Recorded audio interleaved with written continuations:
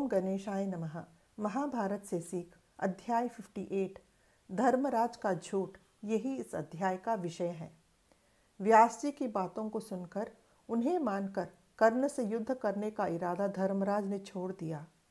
रात भर युद्ध करते रहने के कारण दोनों तरफ के सैनिक थक गए। इसे देखकर अर्जुन ने अपने सैनिकों से कहा कि आप सब जाके थोड़ा आराम करके आइए, हम युद्ध उसके बाद करेंगे। इसे दुर्योधन के सैनिकों ने भी सुना और वे भी आराम करना चाहते थे। दोनों तरफ के सेना पहले उन्होंने आराम किया और उसके बाद उन्होंने दोबारा युद्ध शुरू किया।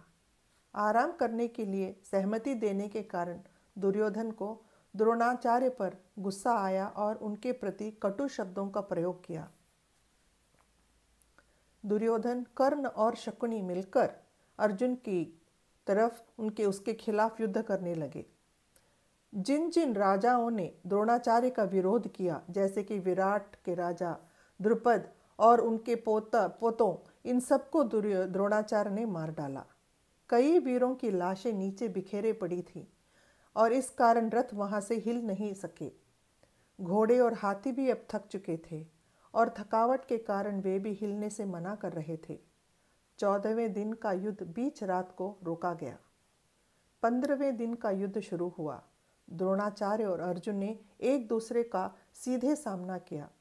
अर्जुन की रणनीति की निपुणता को द्रोणाचार्य स्वीकार नहीं कर पा रहे थे और उन्होंने ब्रह्म अस्त्र का प्रयोग किया। ब्रह्म अस्त्र को कई बार प्रयोग कर सकने की क्षमता और शक्ति द्रोणाचार्य में थी। ब्रह्म अस्त्र जब छोड़ा गया तो भूमि ही हिलने लगी, नदियां उल्टी दिशा में बहने लगी, समुद्र उद्वेगित हुआ, युद्ध भूमि ही भयभीत होकर रुक गई। जब अर्जुन ने भी ब्रह्म अस्त्र को उसका प्रयोग किया तब दोबारा शांति वापस आ गई। लेकिन द्रोणाचार्य अत्यंत क्रोधित होकर एक अनियंत्रित हाथी की तरह पांचाल की सेना का नाश करने लगे।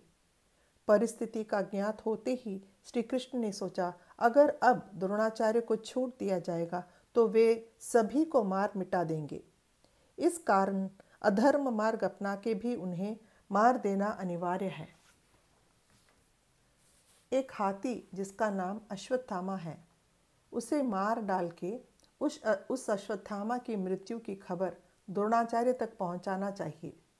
पुत्र की मौत की खबर सुनने के बाद द्रोणाचार्य अपने अस्त्र शस्त्र त्याग करेंगे, ऐसा उपाय सुझाते हैं श्री कृष्ण। अर्जुन इस अधर्म कार्य को रोकता है, लेकिन धर्मराज इस कार्य के लिए सहमति देने के कारण यह योजना लागू की गई। मालवा देश के राजा इंद्रवर्मा के हाथी का नाम अश्वत्थामा था।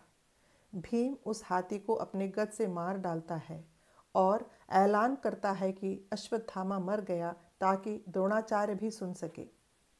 अश्वत्थामा को कोई मार नहीं सकता, ऐसा सोचते हुए दोबारा घोर युद्ध करते हैं द्रोणाचार्य।